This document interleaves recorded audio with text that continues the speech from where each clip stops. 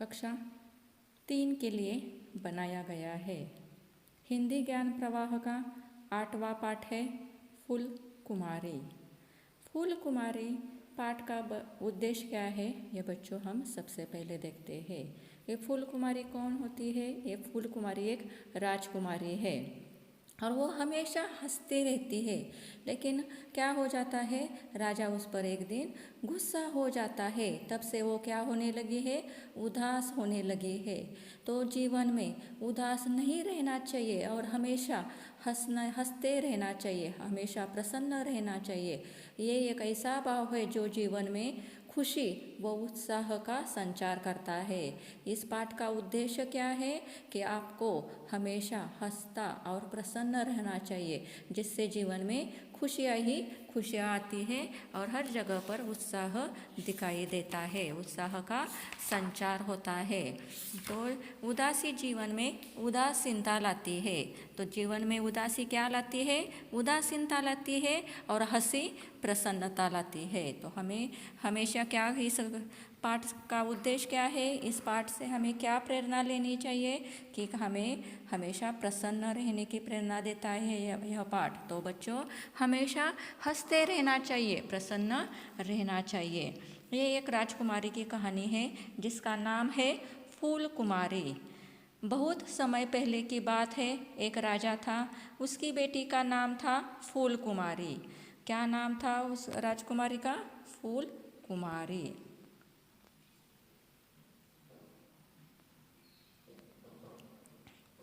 वह सचमुच फूलों की कुमारी या रानी थी।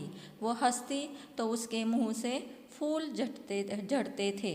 वो कैसी थी फूल कुमारी? उसके नाम में ही है कि वह फूलों की राजकुमारी है, वो फूलों की कुमारी है, वो फूलों की रानी थी। क्योंकि क्या होता था, वो फूलों की तरह हमेशा हंसती रहती थी। उसके मुंह से जब वो हंसती थी तो उसके मुंह से फूल झड़ते थे।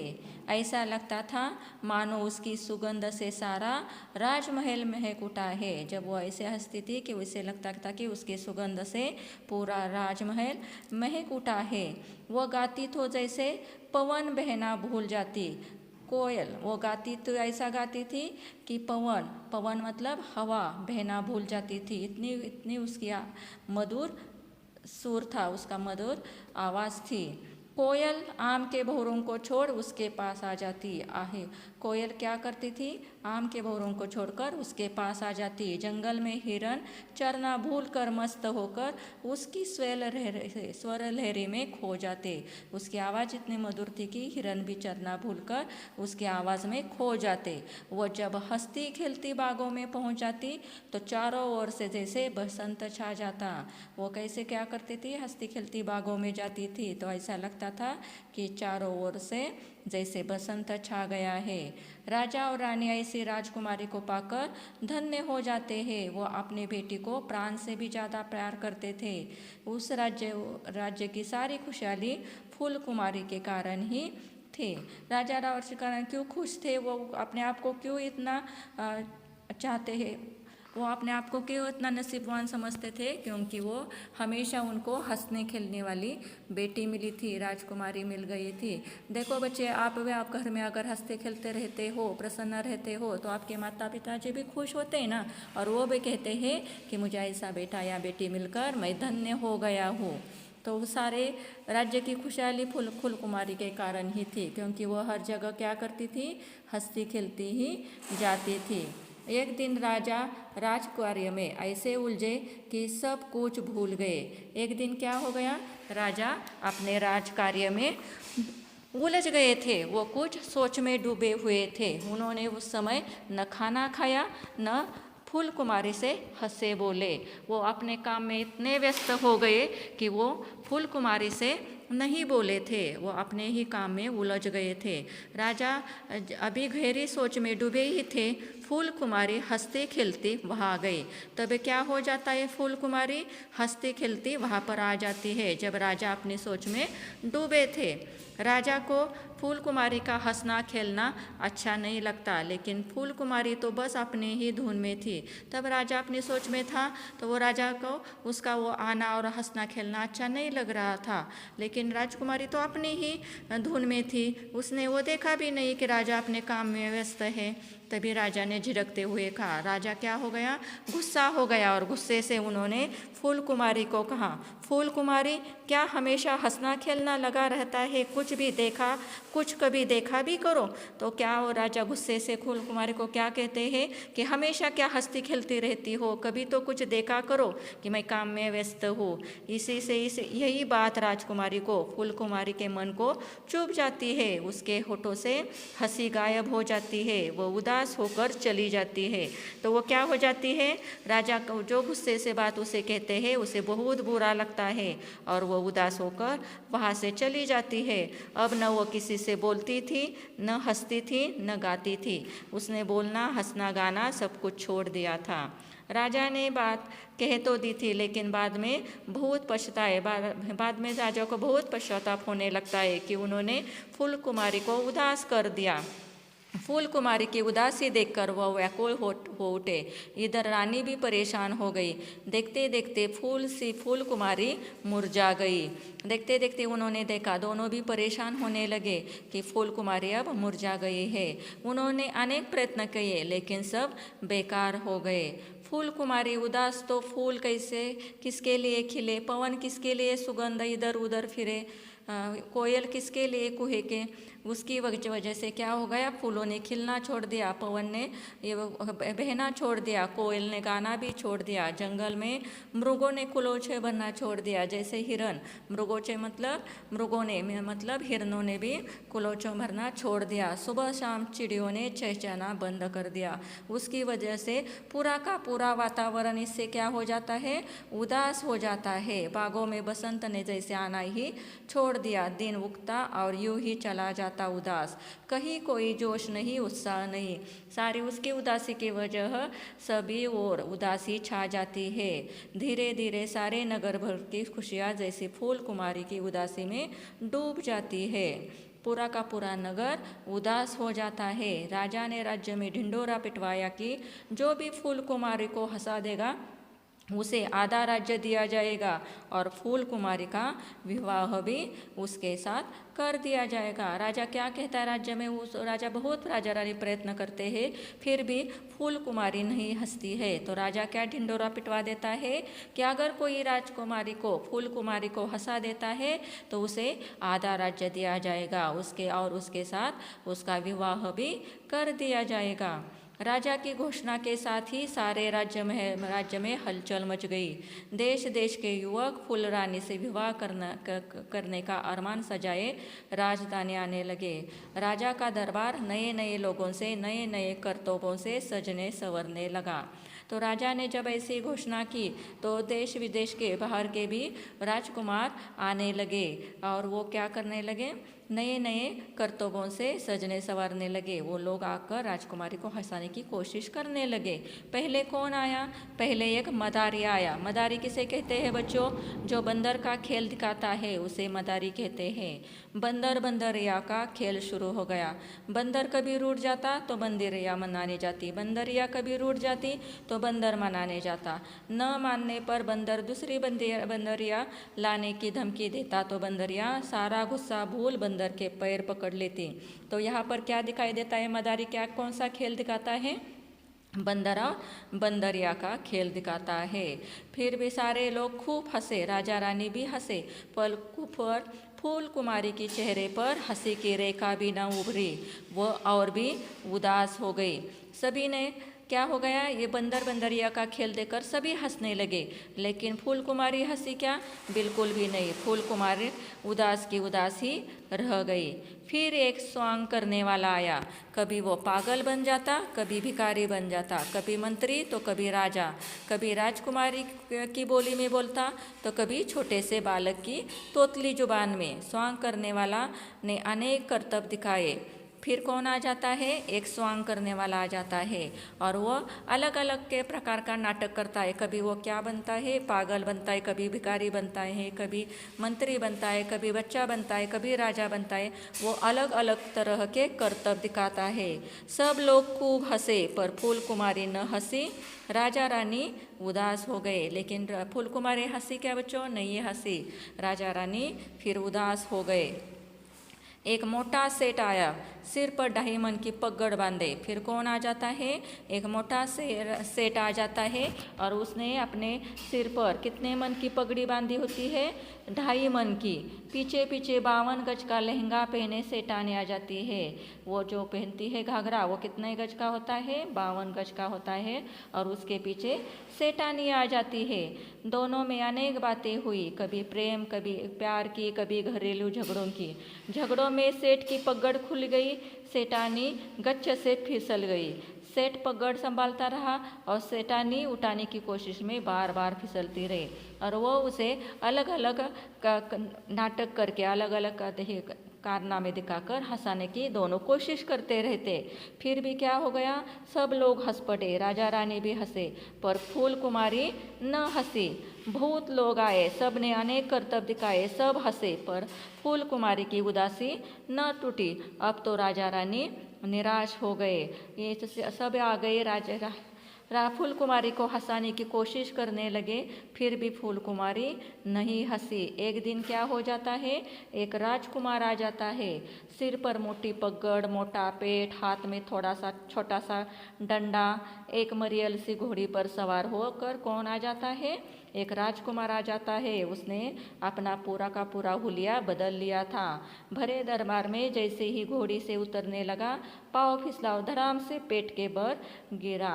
उसने क्या किया था, मोटा पेट बनाया था, मोटी पगड़ ले पहन कर आया था, हाथ में एक छोटा सा डंडा लेकर घोड़ी पर सवार होकर आया था। और जब वो फिसल जाता है, वो फिसलता कैसा है, पेट के बल गिरता है। मोटे पेट से निकलकर 4 कबूतर फुर्र से उड़कर चारों दिशाओं में चले जाते हैं। क्या हो जाता है, वो गिरता है पेट पर तो उसमें से 4 कबूतर उड़कर जाते हैं। हताश होकर राजकुमार सिर पीटने लगा तो भारी पगड़ खुल गई। पगड़ खुलते ही रंग बिरंगे फूलों की महक से सारा दरबार महक उठा। जब वो क्या करता है, अपने सर की पगड़ पीटने लगते हैं, सिर को अपने पीटने लगता है तो पगड़ में से फूल निकलते हैं और उसकी महक से सारा दरबार महक उठता है। राजकुमार पगड़ समेटने लगा तो वह बल खाती कहीं गुम हो गई और राजकुमार के हाथ कहीं से 2 तोते आ जाते हैं। वो अपनी पगड़ी संभालने लगता है तब उसमें से क्या हो जाता है, वो गुम हो जाती है, उसके हाथ में 2 तोते आ जाते हैं। तोतों को तो उसने जैसे ही आकाश में उड़ाया, सब पर फूलों की वर्षा होने लगी। क्या हो जाता है, तोतों को वो क्या करता है, हवा में उड़ाने लगता है तो उसमें से फूलों की वर्षा होने लगती है।